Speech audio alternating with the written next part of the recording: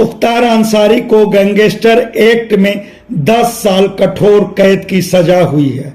यह सजा 15 दिसंबर को गाजीपुर एमपी एमएलए कोर्ट सुनाई, मगर मुख्तार अंसारी के स्वजन उस फैसले से कतई विचलित नहीं दिख रहे हैं, बल्कि मुख्तार के बड़े भाई सांसद अफजल अंसारी को तो पूरा यकीन है कि गाजीपुर एमपी एमएलए कोर्ट का यह फैसला हाई कोर्ट में बिल्कुल टिक नहीं पाएगा और हाई कोर्ट मुख्तार को बाइज्जत बरी कर देगी।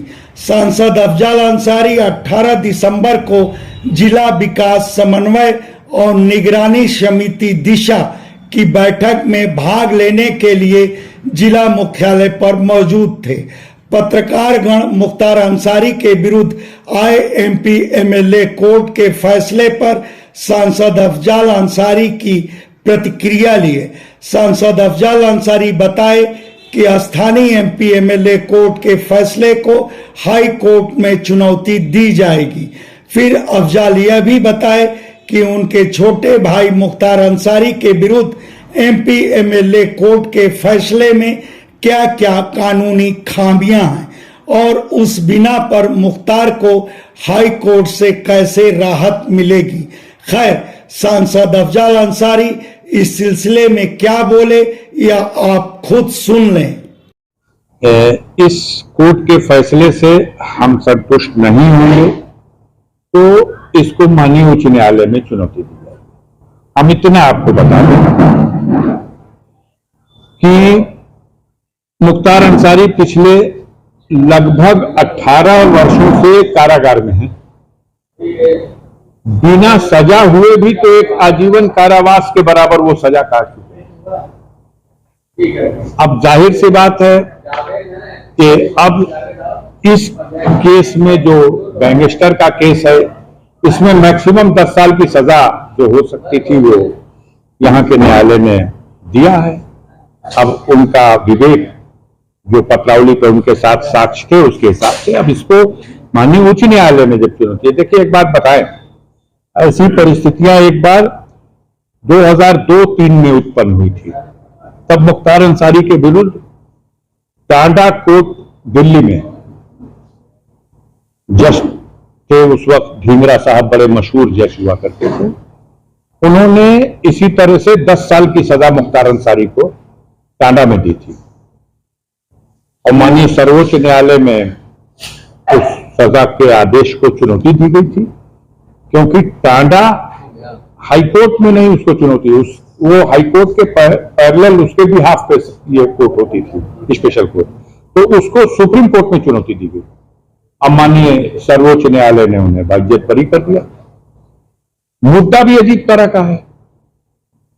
यहां जो मुद्दा था उनके वकीलों ने जो उठाया वो ये उठाया कि यूपी गैंगस्टर एक्ट 1986,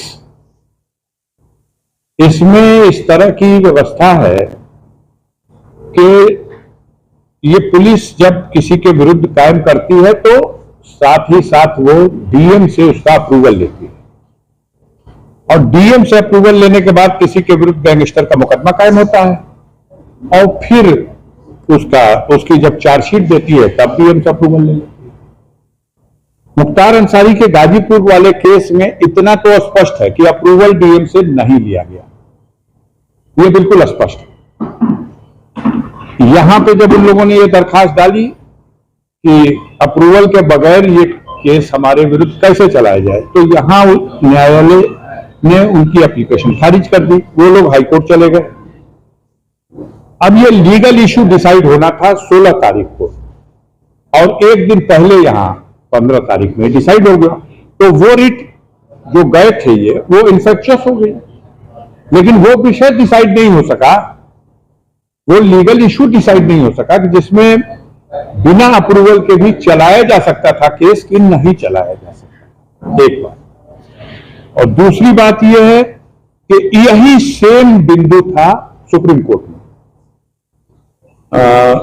इन्होंने भी जो ढींगरा साहब ने जो सजा दी थी 10 साल की, उसमें एक ही विषय चैलेंज हुआ था सुप्रीम कोर्ट में कि मुख्तार अंसारी के विरुद्ध टांडा के मुकदमे में कमिश्नर दिल्ली ने अप्रूवल नहीं दिया है और माननीय सर्वोच्च न्यायालय ने उनकी अपील को स्वीकार कर लिया था और जो सजा का आदेश था उसको समाप्त कर दिया था। क्या फैसला सुनाने में कोर्ट की जल्दबाजी? अब ये कोर्ट पे सब कोई मतलब न्यायिक मामलों में इतना नहीं बोला जा सकता।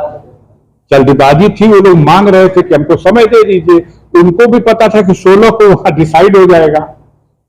अब उसके बाद भी वो चूंकि पहले से तय कर चुके थे कि हम 15 को देंगे, 15 को दे दिए। एक फैसला तो आ गया और वो फैसला उनके सजा का आ गया।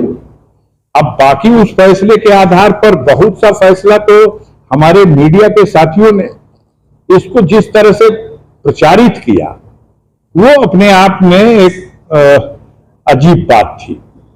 देश में बहुत से ऐसी कार्रवाइयां हो रही हैं, गाजीपुर में भी बहुत से केस ट्रायल हो रहे हैं, लेकिन स्पेशली मुख्तार अंसारी के मामले को जो हाईलाइट किया गया तो उसको मुझे ये लगता है कि कहीं ना कहीं इसमें राजनीतिक कारण भी मामले को हाईलाइट करने के लिए है। तमाम बयानात आए और लोगों ने उसके लिए खुशी मनाई, वो सब ठीक है, चलिए मुकदमे हैं और मुकदमे जब न्यायालय में, हमें बस इतना संतुष्ट है कि किसी के विरुद्ध जब आरोप हो तो उस आरोप का परीक्षण न्यायालय में हो और न्याय के मार्ग पर जो उचित हो उसके हिसाब से उसका निस्तारण हो।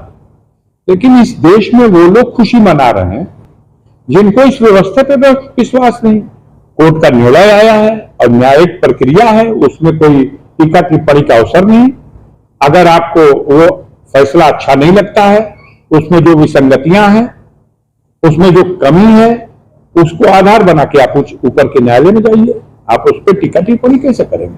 तो अब बहुत से लोग परेशान हैं, हम लोगों को भी पकड़ के सड़क पे कह रहे हैं लोग, भैया ये तो 7 साल, अब 5 12 साल, अब 3 18 साल, अब 10 28 साल। हमने कहा नहीं, ये मुकदमों के सजा और ट्रायल का ये सिस्टम नहीं है। ये सारी सजाएं सब जिस दिन अनाउंस हो गया उस दिन से ही काउंट होने लगती है और उसमें ये भी काउंट की जाता है कि इस मुकदमे में कितने दिन पहले वो रह चुका है, तो उसको भी काउंट कर लिया जाता है। मैं समझता हूं वहां जो मुकदमे में, जिन मुकदमों में सजा हुई है, जितने दिन की हुई है उससे ज्यादा दिन से उन मुकदमों में वो जेल में है और यहां भी कुछ न कुछ दिन जरूर रहे हों। तो यह भी बता दें कि मुख्तार अंसारी इन दिनों बांदा जेल में निरुद्ध हैं और इस वक्त ईडी की हिरासत में हैं। धन्यवाद। आप सबसे आग्रह है कि हमारे चैनल को लाइक करें, शेयर करें, सब्सक्राइब करें और फेसबुक यूजर हैं तो हमारे पेज को फॉलो करना ना भूलें।